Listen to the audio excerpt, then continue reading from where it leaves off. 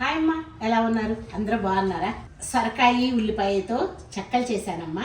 నేను ఎలా చేశానో చూద్దుగాని రండి. సొరకాయని తొక్కు తీయకుండా ఎలా తురిమేసుకుందాం. వేయించిన శనగలు ఉంటాయి కదా, కొన్ని శనగలు తీసుకొని కోర్స్గా గ్రైండ్ చేసి తీసుకొద్దాం. వేరుసిన పప్పుని ఇలా వేయించుకుందాం. పచ్చిమిరపకాయలు, ఉప్పు, జీలకర్ర వేసి దంచుదాం. కోరి పెట్టుకున్న సొరకాయ తురుము, చీలికలుగా కోసి పెట్టుకున్న ఉల్లిపాయలు, కరివేపాకు, ఉల్లిబొందులు, జీలకర్ర, పచ్చిమిరపకాయలు, ఉప్పు వేసి దంచిన పేస్ట్, కొన్ని నువ్వులు, కోర్స్గా గ్రైండ్ చేసి పెట్టుకున్న వేయించిన శనగపప్పు, సరిపడనంత బియ్యం పిండి వేసి సొరకాయ తురుములోను ఉల్లిపాయల్లోనూ నీరు ఉంటుంది కాబట్టి నీరు పోయకుండా కలుపుకుందాం. వేరుశనగ పప్పును కూడా వేసి కలిపేద్దాం. సొరకాయ తురుములో ఉన్న నీరే సరిపోయిందమ్మా. చుక్క నీరు కూడా పోయకుండా బియ్యం పిండి కలిపే ఇలా చిన్న చిన్న ఉండల్లాగా చేసుకోండి.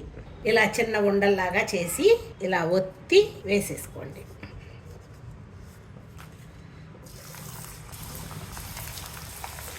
వేగినవి ఒక్కొక్కటి తిప్పుతూ వేయించుకోండి.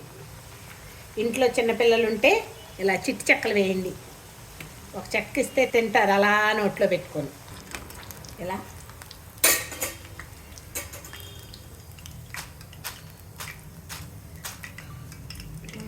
చిట్టి చెక్కలు వేగినాయి కదా, ఇలా తీసేద్దాం.